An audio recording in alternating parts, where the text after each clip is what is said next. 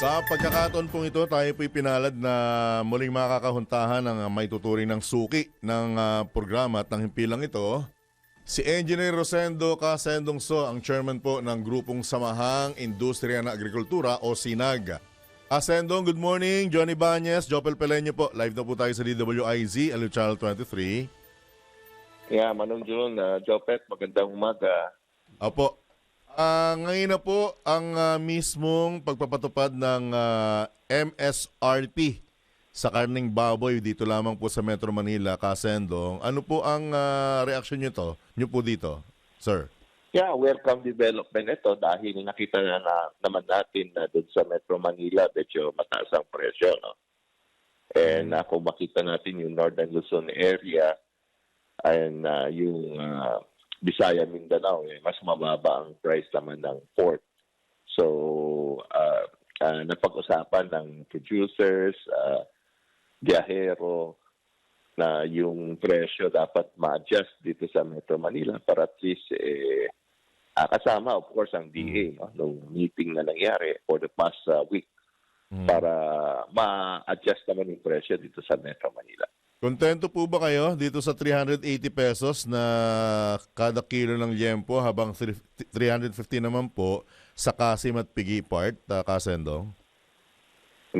Yeah, ang tingin naman natin ito is makakatulong sa paggalaw ng baboy dun sa Metro Manila, yung buwibili dahil pag umabot ng 400 talaga mahihirapan yung pagbenta rin, no? So ang tingin natin itong 350 to 380 na price makakatulong dun sa pagbilis ng benta rin ng live weight.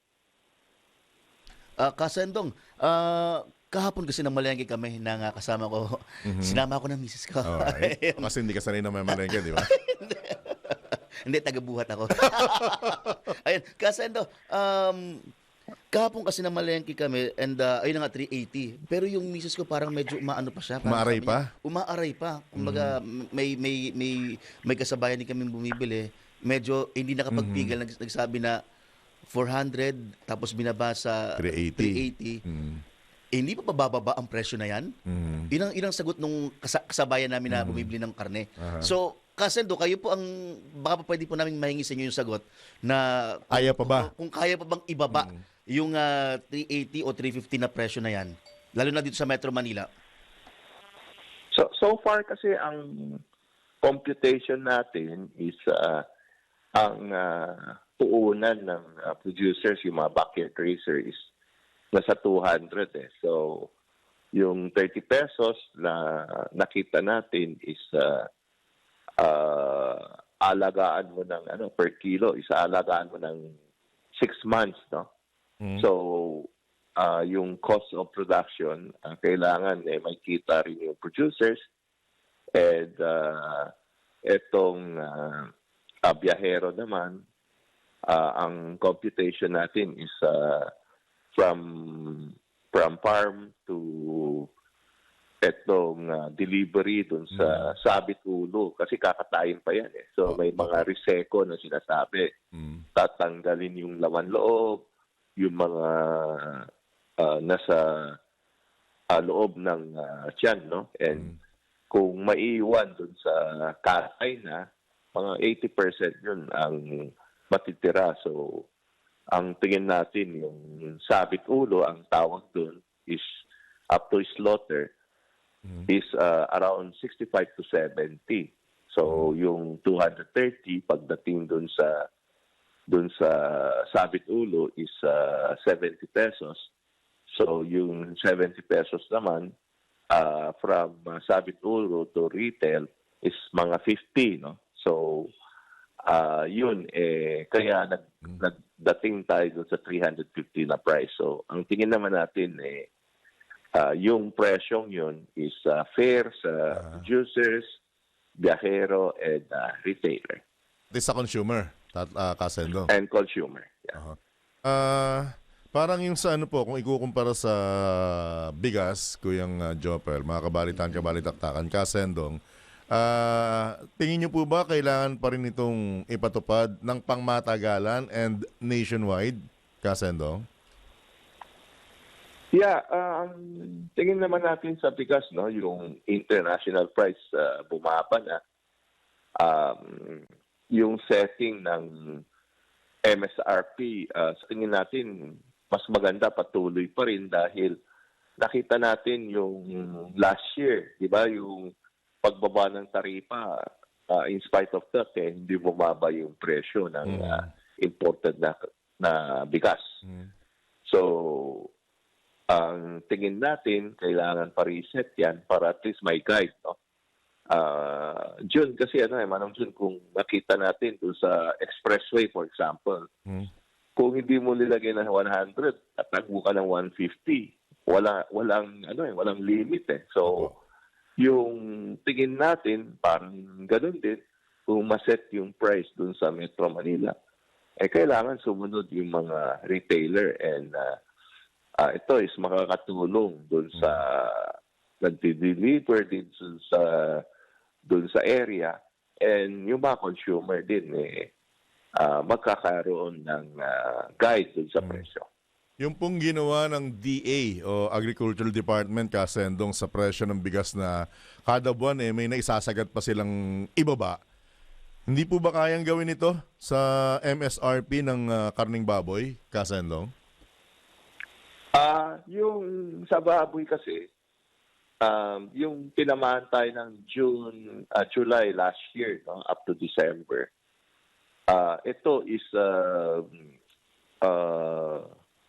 paglaki nito is 5 to 6 months eh. So kung makita natin yung July na patiner na dapat ma-produce, no, ito is yung inahin na wala. So yung January part na dapat ma-harvest yung baboy, February, March, apektado dun sa last year na nawala na 2 million heads. So kung mag-aalaga yung backyard ng biik ngayon, August na makaka-harvest yan. So yung stocks natin January to June, hindi natin nakikita na lalaki yung population in this time frame. So ang tingin natin, kung mag-aalaga yung mga racer ngayon, ang effect nito is yung August harvest pa natin. So wala tayong nakitang mas malaking population between January to May na magkakaroon ng mas maraming baboy. Yun naman pong peste tsaka yung sakit ng tumama sa mga baboy, Kasendong, yun po ba talaga hindi maiiwasan o mapipigilan man lamang? Yeah, kaya itong vaccine na for experiment ng Department of Agriculture, hopefully by March ma-finalize na, no? Itong end of March. So by April, kung makita na ma-aprobahan ng FDA na pwedeng gamitin na, ibig sabihin pwede lang bumili yung mga as commercial, no? So ito makakatulong para at least magamit ng mga hog racer. Kasendong, dito naman po sa mga nagtitinda nating mga kababayan sa mga palengke, wala po ba kayong may info po ba kayo kung kumusta po yung kanilang kitaan, yung mga nagtitinda natin ng mga kababayan ng karning baboy? Kung lumakas ba ang bentahan nila o humina dahil nga dito sa medyo talagang mataas na presyo ng baboy?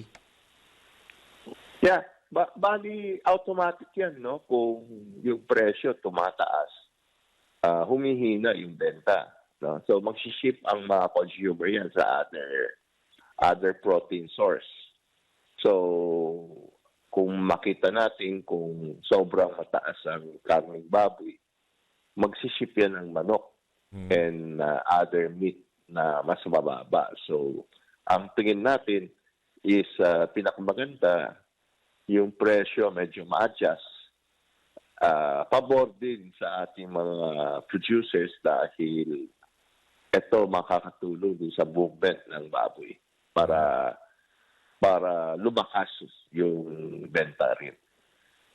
Alright. Segue naman po ako with your indulgence sa Kasendong, Kuyang Jopel at mga kabalitaktakan. Kamusta na po yung ginawa namang diskarte ng Agriculture Department sa NFA rice, yung pag-aalok nila ng mas mababa sa mga LGU? Kasendong, maganda ba naging resulta ninyo sa tingin sa resulta nito sa tingin po ninyo? Medyo nahihirapan kasi yung presyo ng farm gate ngayon nasa 16 pesos yung pick-up sa mga magsasaka, no? Yung fresh harvest. So ito is equivalent to 18 pesos na dry.